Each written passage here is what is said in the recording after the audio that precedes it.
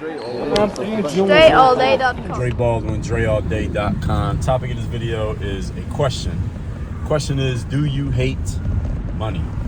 Do you hate money? I'll tell you why I'm asking this question. So I got this suit jacket. You can't see it, but I got a suit jacket for, it's like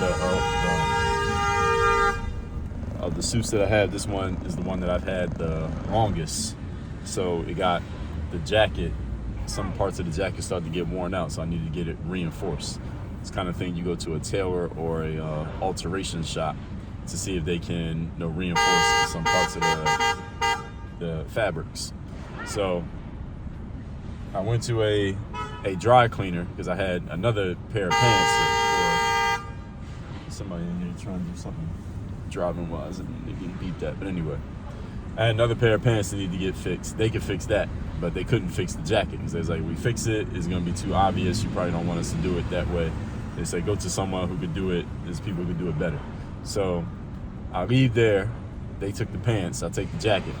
I go to a suit place, and a guy, and this is Miami, so a lot of people speak Spanish. This guy, clearly English is not his first language. It looked like, sound like he speaks Spanish, but he was speaking English, but his English was not very clear.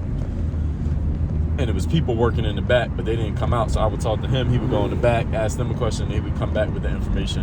And I wasn't quite understanding what he was saying. We finally got to the point of understanding that with what they had, they didn't have the fabric to replace the areas of my suit that I wanted to get replaced. They said, we don't have this kind of fabric, but we do have a person who could do it.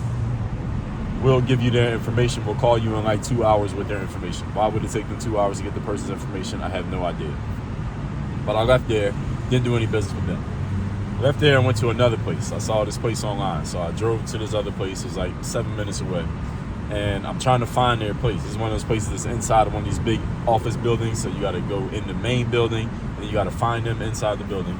I don't see the place. It says the building that they're in. I'm inside the building, the main building. I'm trying to find them. I call them. This is all off Google Maps. Guy answered the phone, and they just answered the phone with a hello. Like, isn't it? You ever notice you call a business and the person answers the phone like hello, as if you called their regular phone? Like, yo, are you at work? This is your business number. Why you answer the phone hello? Like somebody called you. But anyway, this is not, a lot of people do this. But anyway, he answered the phone hello. I said, yo, I'm trying to find your place. I'm inside this building, but I can't find it. And this is how his response is, well, what is it that you need? And mind you, these people are tailored. They're custom tailors. What they do is they make bespoke suits. In other words, those of you know what that means. That means they make suits from scratch. They get all your measurements and they make you a suit from scratch. And these are usually high-priced suits. These are not cheap suits that they sell because they make them from scratch. And they make them in Europe. They get all your measurements and they make the suit in Europe, bring it back. These are expensive suits. So this guy says, "What do you need?" So I guess he calls himself filtering through prospects to see, make sure he's talking to someone who might actually be a customer. Like you see what I'm wearing, right? But anyway. He says, what do you need? I say, well, I got a suit jacket and it needs to be reinforced. Do you all do that? He says, well, we don't do that. We only make custom suits. I just immediately hung the phone up on him. He sends me like 4 text messages as soon as I hang up. He says, yeah, we don't do that. You would need to go to an alteration shop. They would do something like that. We only make custom suits and we make them in Europe. And he said one other thing. I can't remember what he said. But here's why this is the first person who's planted the seed in my mind for this video that I'm making right now. First of all, if you make custom suits, that means you're selling expensive suits. Like you get a suit from Nordstrom, Bloomingdale's, places like that, and I have suits that come from those places. You get a suit from Nordstrom, Bloomingdale's, anywhere from $500 to $1,000. A bespoke suit that is made in Europe might cost $2,000, $3,000, $4,000, depending on the type of material, how detailed and how special you want it. Could be even more than that, right? But here's the thing that this guy didn't consider when he responded to me that way. Even when he answered the phone. I'm calling you and telling you that I have a suit jacket that needs to be reinforced. If I'm telling you that I have a suit jacket that needs to be reinforced, what does that mean? That means that I am a buyer of suits. That means that I buy suits. I spend money on suits. You stupid motherfucker, the first thing you should have did was try to at least get me to come into the shop. So then he could have seen me. He would have seen me in a suit, and if he would have played his cards right, he probably could have talked me into at least considering buying a suit from him. Because guess what? I buy suits. I just bought 2 suits this week. I got 2 coming in tomorrow, in the mail, and I'm going to take them with the suit jacket that needs to be reinforced to the tailor, the place that I bought it from, and see if they can fix the suit jacket. But this dumbass didn't even consider, hey, if the guy has a suit jacket to be reinforced, what does that mean? That means he buys suits.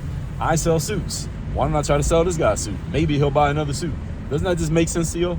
Again, even if you're not a suit wearer, even if you're not a suit buyer, even if you're not even a man, you might be a female watching this video. Does that make logical sense, what I just said? If you're in the business of selling suits, once you try to sell somebody a suit, if they already have a suit, I told the guy I have a suit that needs to be fixed. That means I might buy another one. Stupid. Anyway, I leave there. I go to another place. Actually, I didn't go to this place. I called them on the phone.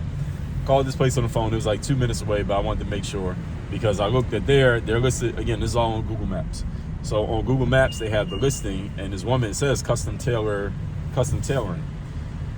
But all her pictures and all the stuff that was on the Google Maps listing looks like she makes wedding dresses. That was her specialty, wedding dresses. It was all about females' clothing. So I called just to make sure she could do males' clothing. So I called, again, same thing. Woman answered the phone with just a hello, like I'm calling her regular phone, her personal phone. I said, hey, is this the tailor? She said, yes. She said it like she wasn't sure. I'm like, again, another thing, you hate money.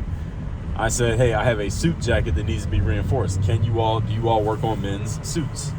And she said yes, but it was still like a tentative yes. Like she wasn't quite sure she wanted to say yes to me. I don't know why. At least I didn't know at that moment. And I said, all right, cool. And I said, all right, well, I got a suit jacket. Can you fix it? Can I bring it in? You fix it. I'm 2 minutes away from you. I said this to her. I said, I'm 2 minutes away from you. Can I bring it in and you take a look at it and see if you can fix it? Because I know what the type of fabric this is. They might not have the fabric, so maybe she can do it, maybe she can't. But I just wanted to make sure before I drove over there. She said, well, you would have to make an appointment. That was her response. You would have to make an appointment. And I said, well, I'm 2 minutes away from you. And she said, well, the earliest appointment we have today is for 5. And mind you, I'm recording this video at 10:28 a.m. This is like 10 minutes ago. It's like 10:15 in the morning. She's telling me the earliest appointment we have is for 5 o'clock. I immediately hung the phone up on her. And again, it's not that she's wrong for only having an appointment at 5 o'clock, but it was the way that she handled it. If she would have said, oh, absolutely, we can do that. We can absolutely help you. The thing is, we do all work by appointment because we have some people in front of you. But look, this is what we'll do. Let me set an appointment for you. Or we have 5 o'clock today, or we could do 2 o'clock tomorrow. We could do 3 o'clock on Monday. What time works best for you, sir? So we can make sure we get this jacket, sir. Get this jacket fixed for you the way you need it to be fixed. She had responded that way. You know what I would have said? I would have said, I'll come back at 5 o'clock. I'll bring my jacket to you. Because at least they sound like they give a damn and they could actually help me. But she didn't sound like that. She sounded like she was almost like she was trying to get rid of me. I said, fine, get rid of me. I hung the phone up on her. I go to another place. I drove to this place. Guy says, we don't have an alterations person, even though on their Google listing, it says alterations and tailoring. But there's a place around the corner that has alterations and tailoring. He gave me the address, which was literally 2 blocks away. I go 2 blocks away. I don't see this place. I don't see it on Google Maps. I leave there. Then I look up the suits that I just ordered. They're coming in tomorrow. So what I'm going to do is wait till they come in, take those suits with me to the place that I ordered them from. I think I got these from Bloomingdale's, Nordstrom, one of those. I'll take them to Nordstrom, go to the tailor there, let them fix the shit, and get it done that way. Why am I bringing all of this up? All right, these examples that I'm giving you here, folks, are people who, again, these people are in business. They are in business. They are listed on Google that says, we do this as a business. We take your money to do this thing, and this thing. I'm offering you an opportunity to give you my money to do these things. And these people seem to be putting up as many barriers as possible to take money. You need to check yourself and your business. Forget about these people. All right, you might not even wear suits. Again, you might not even be a man. You need to check yourself and your business and ask yourself, am I doing things that is pushing away the money, from my business and from my pockets and from my family, my kids, me being able to pay my bills? Are you doing things that are pushing the money away? Do you hate money? See, I don't think any of you actually believes you hate money. But if your actions are like these companies, where you make it hard for somebody to get in touch with you, hard for someone to find you, hard for someone to give you money, hard for someone to, especially when someone says, I'm ready to give you money right now, and you put up a barrier for them giving you money right now, you may unconsciously hate money. Even if you have a business that is up and running and operating right now, you may unconsciously hate money. So you're making less than you could be making because you're doing things that is pushing the money away. So you need to check yourself. Are you making it easy for people to do business with you, easy to find you, easy to say yes to you?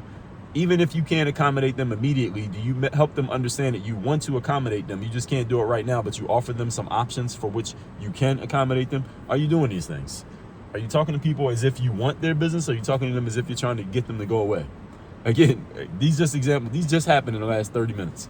Everything that I'm talking about right here. So check yourself. If you are unconsciously hating money, then you got to go to work on your money mindset, because this will kill your future success. And it can only last for a certain amount of time. You hate money and you still make money. Eventually, you hate money. Eventually, the money's going to go away from you. You won't have any money, and the whole business falls apart. Now, with all that said, let me tell you how I can help you with this. First of all, text me. Let me know you want to get my daily motivation message, which I send out for free every morning to everyone in my text community. Text me at my number 305-384-6894. My number's down below in the description as well, so you can get it. Secondly, Work on Your Game University. In there, one of the most important pieces that we give people is the Business Builder Framework. And in there, I have entire sections where I train people on money mindset. Because if your money mindset is off as an entrepreneur, it will kill your business, because your hatred of money is going to stop all the customers, all the money, and all the opportunity from finding you. If you suspect you might have this issue, go to workonyourgameuniversity.com. You can schedule a get on a free call with me or somebody on my team. We can talk about where you're at, where you want to go, find out what your actual issues are, and how we can possibly help you moving forward. It's no charge for the call, no obligation. Workonyourgameuniversity.com. Work on your game. Dre, all